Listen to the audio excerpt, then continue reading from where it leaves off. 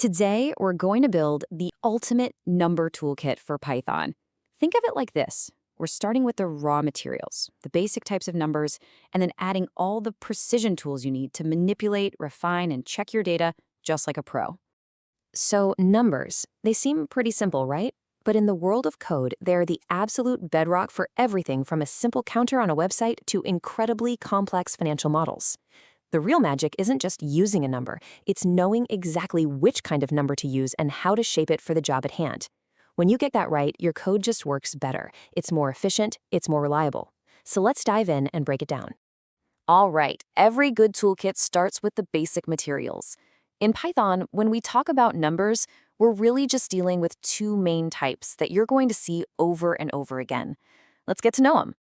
On one side, you've got your integers, or ints for short. These are your solid, dependable whole numbers. Think about counting things, like how many users are on your site. Simple. On the other side, you've got floats.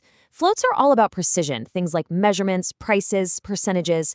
The big giveaway is that decimal point. And remember, even something like 100.0 is a float, not an integer, because of that decimal.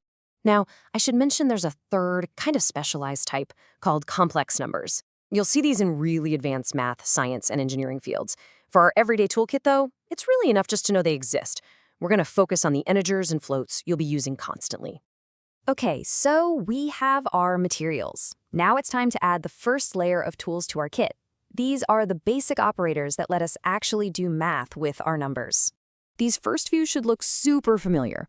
Plus, minus, and times. They work exactly like you'd expect. The one you might want to keep an eye on is that double asterisk. In Python, that means to the power of. So 2 asterisk asterisk 3 is 2 to the power of 3, which gives you 8. Now, division is where Python gives you some really cool options. If you use a single slash, you get standard division. It's precise, and it will always give you a float back. But if you use a double slash, that's floor division. It does the math, but then it just chops off everything after the decimal point, always giving you back a whole number, an integer. This is so important for when your code absolutely has to have a whole number. Next up in the toolkit is the modulus operator, and this thing is way more powerful than it looks. That little percent sign doesn't actually care about the result of the division, it only cares about the remainder.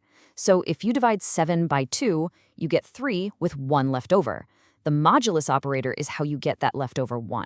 And here is its most common job, the thing you'll probably use it for all the time, checking if a number is even or odd. It's simple, right?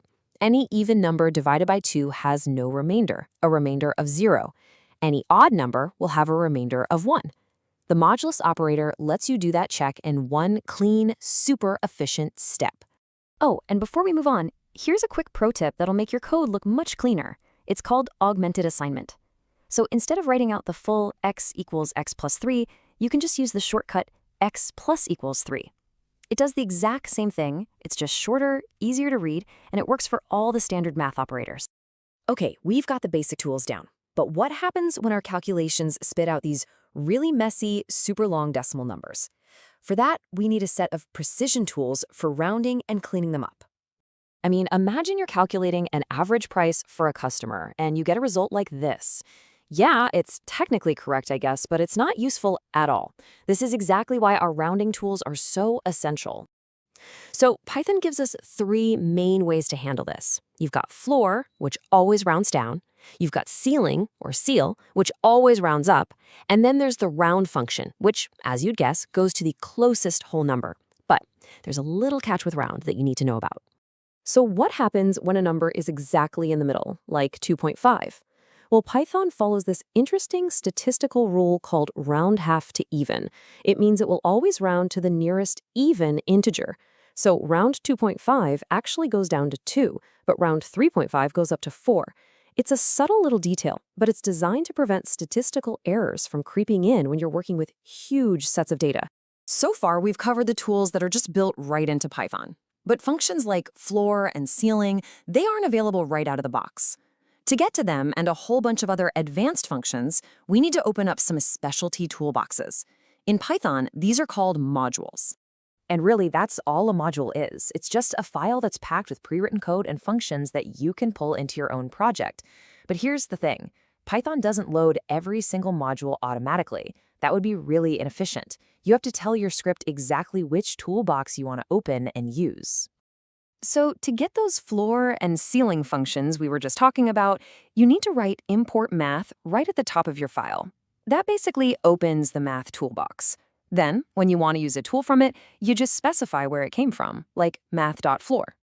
Now, what if you don't really want to round at all? You just want to chop off the decimal part. You've got two great ways to do that.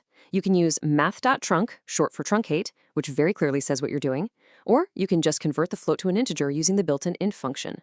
They both get you the same result. It really just comes down to which one makes your code easier to read. Another toolbox you're going to love is the random module. Once you import it, you can do all sorts of cool stuff. Random.random gives you a random float between 0 and 1. And random.randint 1 to 6 gives you a random whole number in a range. Just like rolling a die. And here's a huge professional use case. You can use this to create fake or dummy data, which lets you test your app thoroughly before you ever have a single real user. Okay, we've built our numbers, we've shaped them, we've refined them. The very last step in any good craftsman's process is a quality check. So let's add some validation tools to our kit. Here are two fantastic quality checks. First, there's the isInteger method.